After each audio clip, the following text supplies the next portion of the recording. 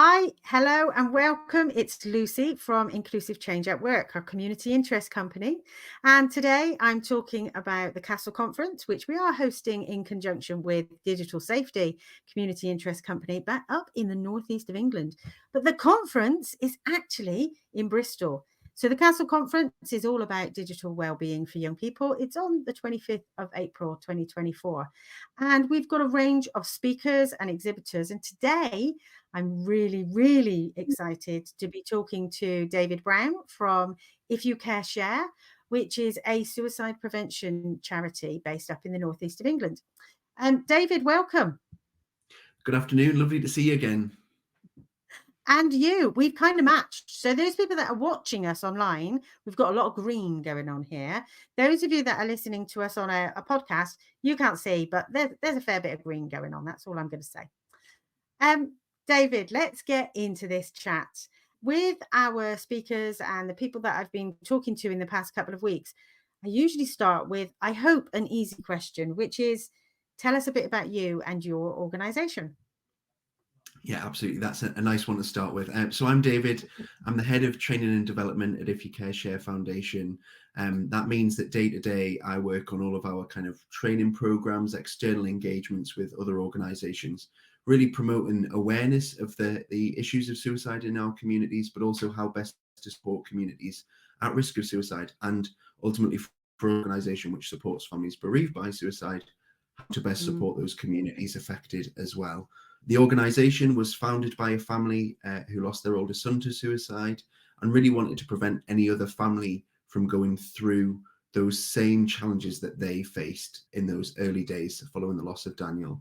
Also recognising that they wanted to educate young people with messages and key aims that maybe Daniel hadn't been taught. He was taught to tie his shoelaces. He was taught to look left and right before he crossed the road. But the importance of what was going on in his mind, how he was feeling in his heart, maybe not the conversations that we'd normalised enough. So that's what we do as a charity. We've got three kind of main aims: prevention, intervention, and then support for those affected by suicide. I really found that interesting what you said there about you're taught to tie your shoelaces, you're taught to look left and right when you cross the road. But there are aspects of our life that we're not taught necessarily how to do those things. And on another conversation, we were talking about online safety and how to keep yourself safe online. And it's kind of the same thing. We sometimes need to have a bit of help to find out how to make that happen for our mental health. Yeah, absolutely. And certainly for us, it's all well and good learning your numbers, learning algebra, learning kind of linguistics or literature, Yeah. all important, and grammar.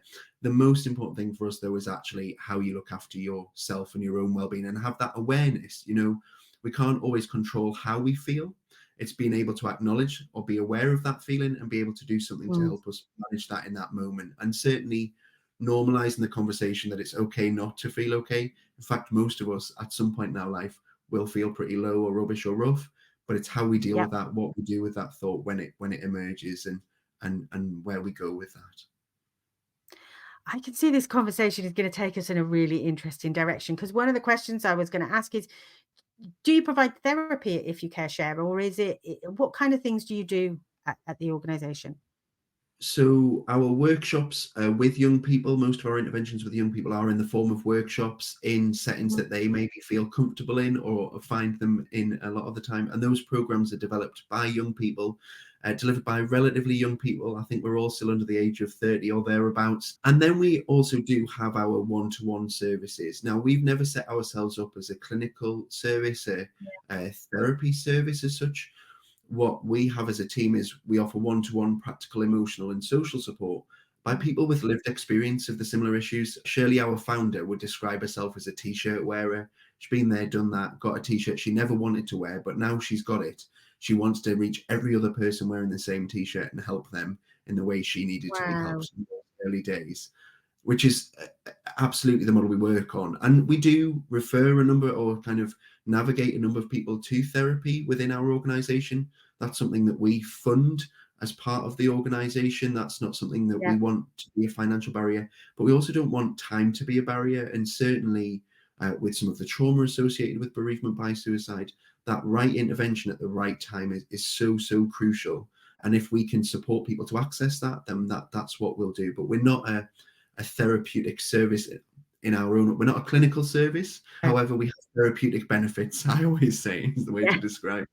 I can understand, and I'm feeling quite a personal connection here. My own story around my own family. We have a young my daughter, and I will talk about my daughter. She's given me permission to talk about her story at the event at the Castle conference, and we talk about how she's had suicidal feelings, how she was probably we were on suicide watch for about 6 years in our family, and fortunately she's still here and she's very happy and she's moved through that stage.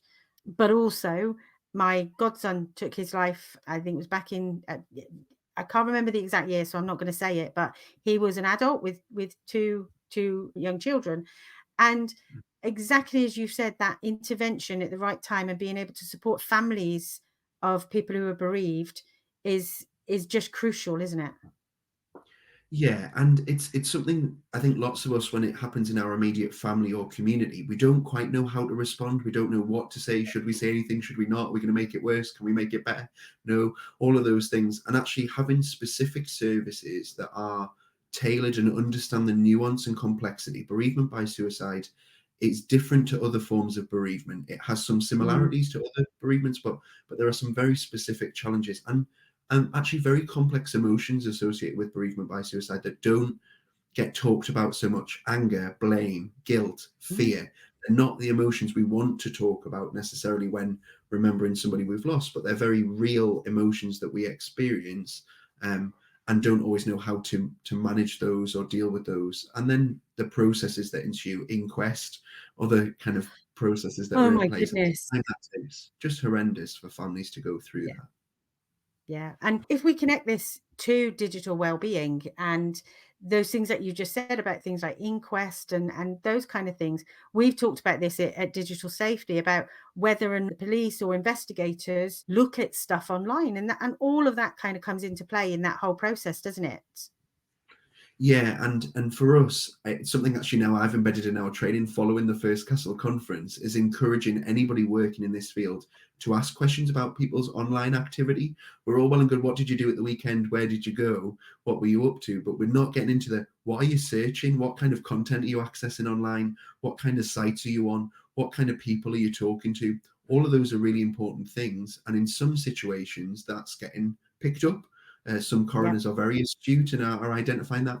Often, again, I think part of the hidden nature of the online and the digital stuff means it isn't getting picked up and it isn't widely recognized.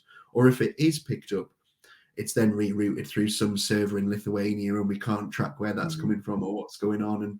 And it kind of reaches a bit of a blockage down the line. But it's also the concern that that can raise for families sometimes is that they don't find out until inquest what has been being searched online Yes. or what's been engaging with what people have been exposed to, or some of the behavior of others, how that's had an impact on in an online setting. That and then again, we often try and prepare people or families when they go into inquest that they may hear things they weren't aware of, Yeah. and if we can have that information in advance to be prepared for that is really really important.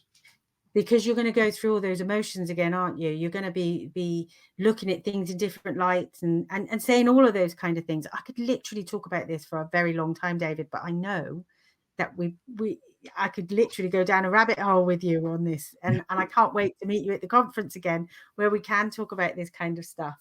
So you're going to be at the conference on the 25th of April. Why is this so important for you, and why is it important for If You Care Share? I think for us, it's recognizing it's not going to go away. The online, the digital is here to stay in whatever form that will take. And what we need to be doing is opening up and normalizing the conversation. We know there's a lot of conversation around the online harms and the kind of the safety elements of that. But actually, we also now know that the digital and the online can be the lifeline to some individuals. You know, a number of people Absolutely.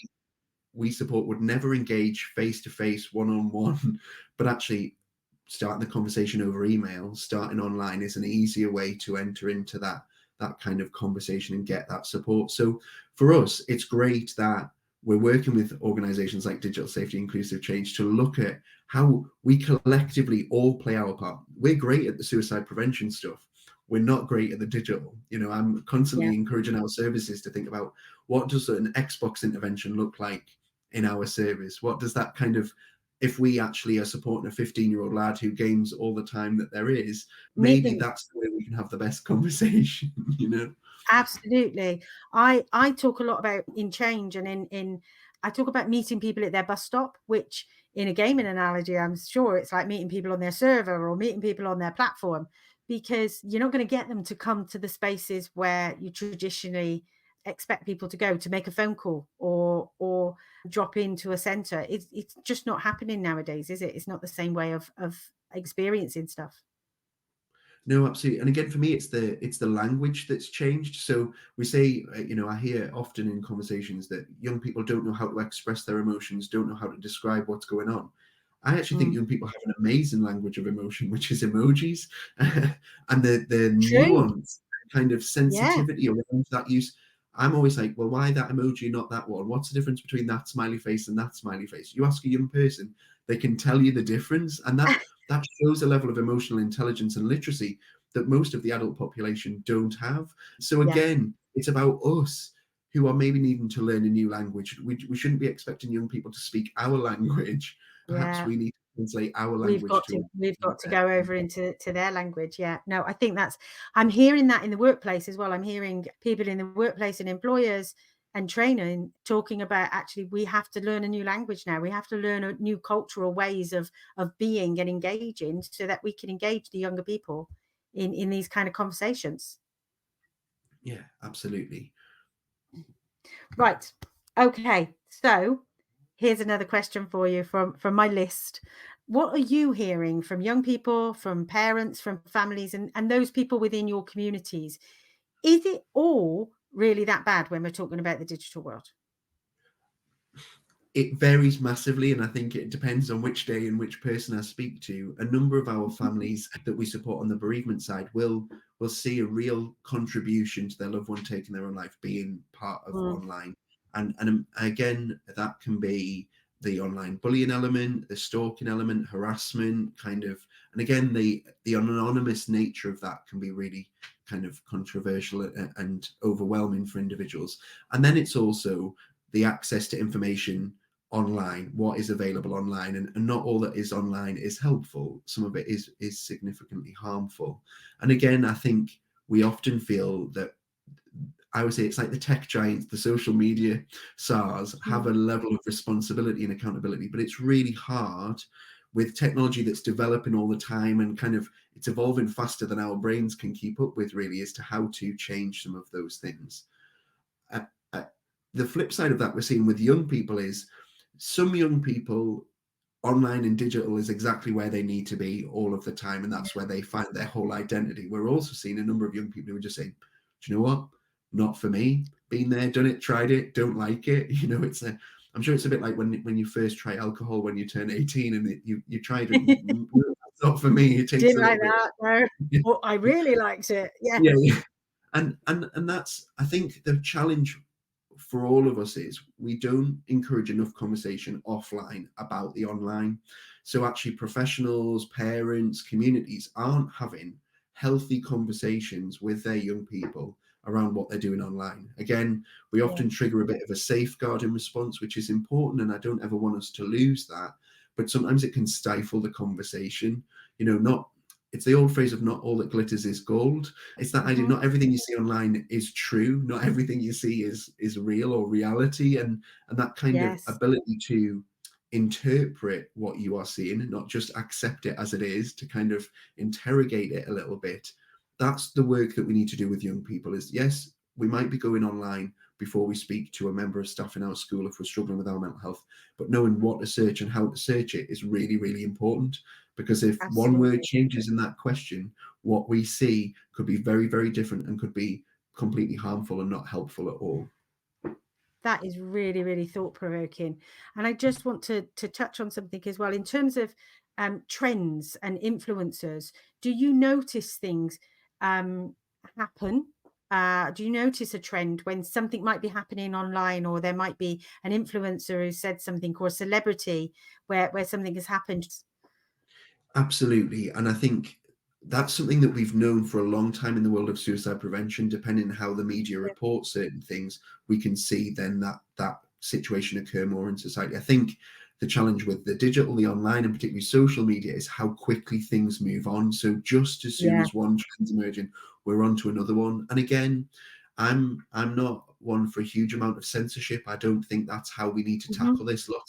Lots of the big platforms just shut things down, but what that does is it drives the conversation underground, and that makes it hard for professionals or people who want to help in the field to be able to Hmm. intervene, because then the language that's being used is pushing it deeper and deeper, and we're not aware of those language changes.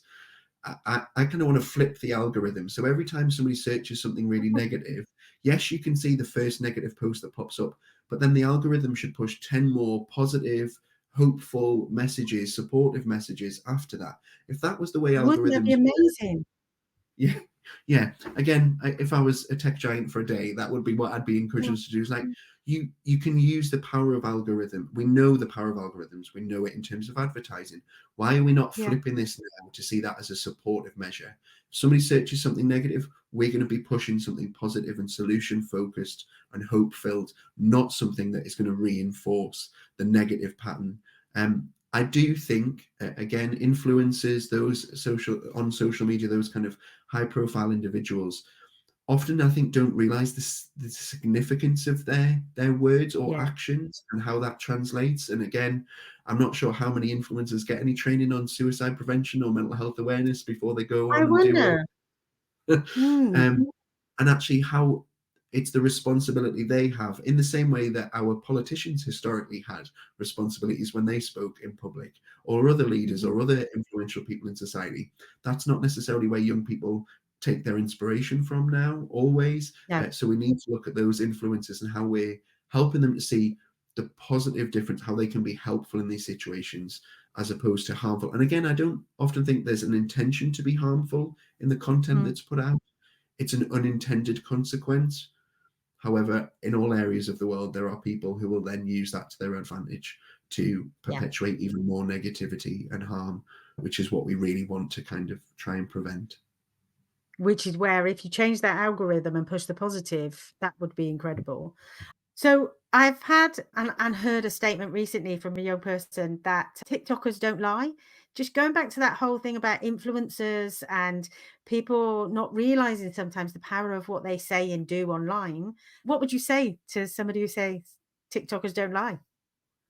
I think there's a difference between facts and opinions. And again, one of my favorite films of all time is Inside Out. And there's a very small moment on Inside Out when Joy and Sadness get on a train with Bing Bong, and Joy knocks a box over, and it's a box of facts and opinions. And they go, oh no, the facts and opinions, they all look so similar. And again, I think what we need to kind of encourage young people to, when we hear something, that might be someone's opinion or perspective. Hmm. And to them, that is their truth and they own that. That does not mean that it is kind of absolutely true and it is fact. We need to kind of interpret that differently. And I often encourage people to look back at what people have said over a period of time.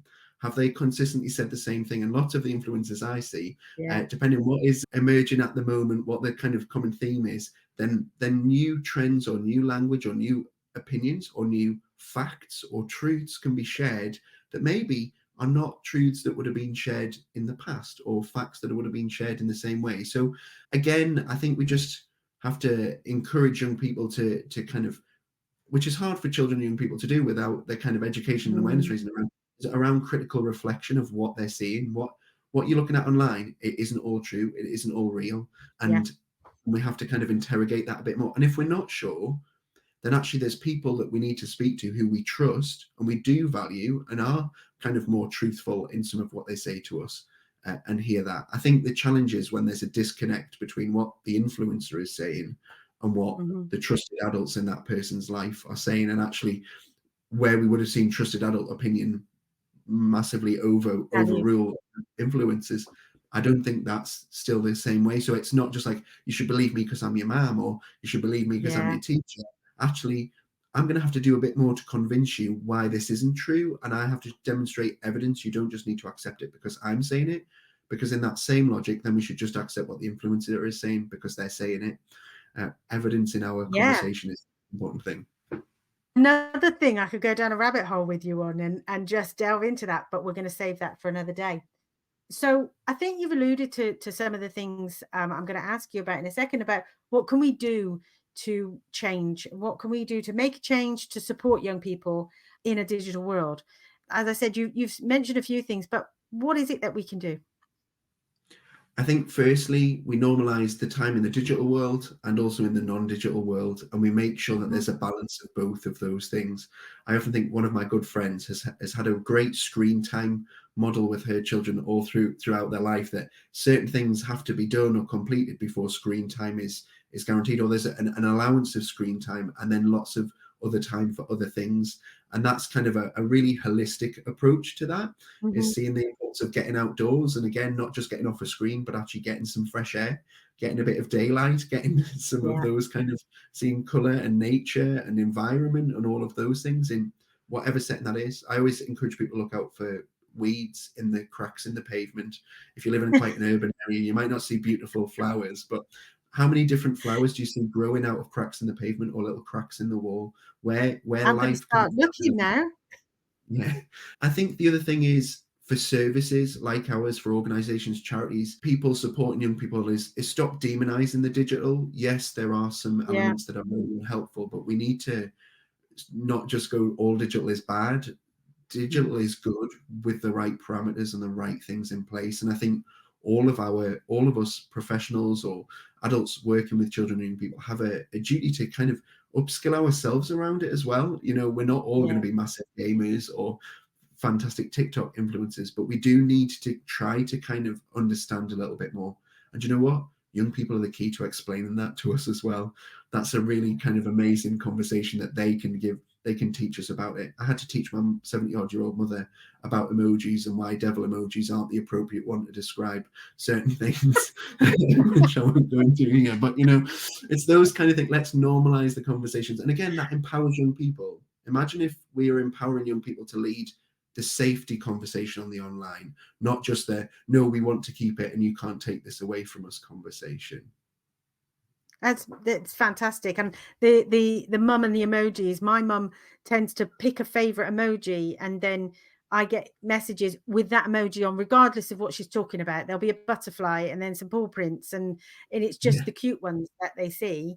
And the same for me, actually, because my eyesight's not fantastic, and unless I've got the screen on quite big, I can't tell what emoji I'm sending to somebody. So who knows what trouble I get into with an yeah, emoji. There we go. Yeah. absolutely. Yeah. Oh my goodness. Right. So we're about to wrap up, basically. I want to say thank you. Thank you for coming to talk to us. But actually, if I can ask you one more thing before we finish, and I hope this is something that will be something that you talk about all the time. If you could give 3 tips or bits of advice to somebody who might be feeling suicidal right now, or who might be listening and thinking, hang on, want to I want to help. I want some help. What would you say? I think firstly, it's okay to feel that way. Often Mhm. the immediate thing is, I shouldn't feel this way, I couldn't feel this way, I wouldn't feel this way. First of all, acknowledge the emotion. And that's a really hard thing for all of us to do. But if we can acknowledge how we're feeling, then we can do something about it. And when I say we can do something about it, we can look at what support we might need, and we can look at what help it is. The encouragement I always have is, don't wait until we're at crisis point to think about what we might need if we were in a crisis. When I became a Okay. homeowner, I've got a heating engineer, a roofer, an electrician, and a joiner all saved in my phone in case the roof leaks, in case the electrics go. None of us want to imagine that we'd ever find ourselves in that headspace or in that moment. But what we do is we wait until we're in that moment and then say, well, what are we going to do about it? What help are we going to find? Where are we going to go? Mhm. I want to say, let's not think that anything's bad. Let's hope that our lives are never going to be in that position. But just if they were, who would I talk to? Who are the people I trust? Who are the people that I value? Who are the people who I know will listen to me no matter what it is that I share, and will do that with respect and integrity and a willingness to want help? Again, I think be open to suggestion. If you are in that mindset, it can be very hard and quite tunnel vision, can't see anything else.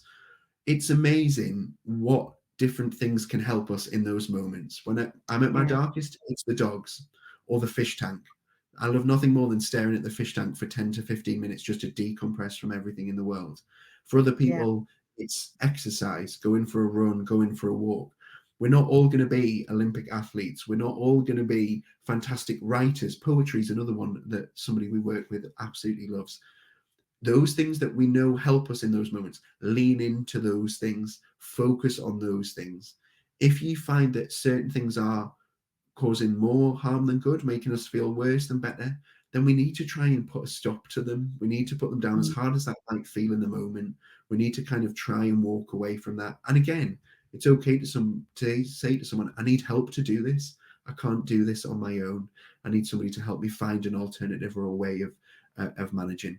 That's not a very succinct 3 tips. I do apologize. That's Yeah. fine. That's absolutely fine. They're real, and I did surprise you with that one. One last one I was going to mention is something I learned from you at the last council conference up in Durham, was a website called the Hub of Hope. Is that something that you still recommend? Absolutely. So again, that's probably one of the ones I should have done as my top tip. But yeah, Hub of Hope. So it's described by the founder of the organization as a Just Eat of mental health support, which I just love that Mm. analogy. We're so used to being able to get things immediately, Just Eat, Amazon, all of those. Probably going to get copyright issues there. But anyway, Hub of Hope is directory of services that's been updated all of the time and all kinds of different things. It's not just statutory NHS mental health services, it's community groups, it's group settings, it's individual stuff, it's online stuff, it's websites, it's self-help resources, it's you name it, it's got it. You put what you're looking for, what area you're in, it'll come up with what's available to Yeah, you, which is just amazing. And it's been updated all of the time. And again, I always recommend that to organizations who hold a directory of services. As soon as you create that directory, it's out of date. So yeah. just don't now. Rely on Just them. Yeah, look go back to there. Hub of Hope. And if you know of a service that isn't on Hub of Hope, but you think it should be on, you can let them know and they'll add it on. They're constantly updating it and constantly adding new services and kind of working on that. So yeah, an amazing, amazing resource. Again, it's a bit like AA breakdown cover. Have Hub of Hope saved in your phone as a website to Yeah, go and that's the thing to search when you're struggling, not some of the other things we might be tempted yeah. to. Hub of Hope. Okay. I think it's hubofhope.com, I think, if I'm right. Oh, it's- I'll double check just in case whilst we're here, just so that we can make sure. Hope. Oh no, hubofhope.co.uk. So yeah, hubofhope.co.uk is the place to search. perfect. Brilliant. Right. We are definitely going to wrap it up now.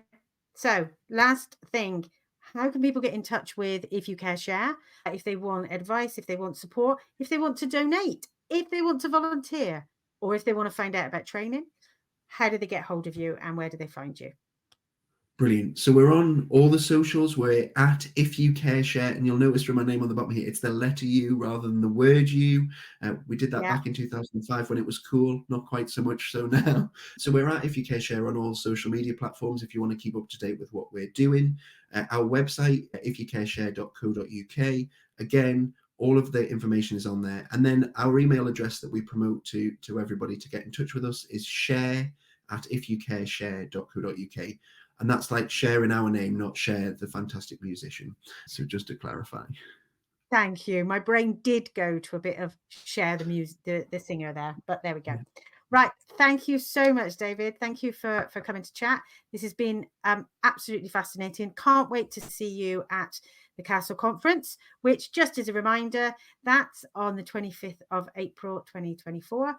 You can find out more information by going to ICAW, that's ICAW cic.com, icaw-cic.com. It seems a bit strange, but it stands for Inclusive Change at Work, just saying. You can also Google inclusive change or look for digital safety, ds-cic.com online, and you will find information. Tickets are still available. They are just £9 each for delegates. So if you are thinking about coming along to listen to David, who will be one of our key speakers on the day, get yourself a ticket. For £9, you get to listen to David, to me, to Peter Karolek, Professor Peter Karolek, Louisa Fassi from Cambridge University, and meet a whole range of exhibitors and people who are passionate about this kind of work. £9, and you also get lunch. What more can I say? So that's enough from me. Thank you, David, and goodbye for now.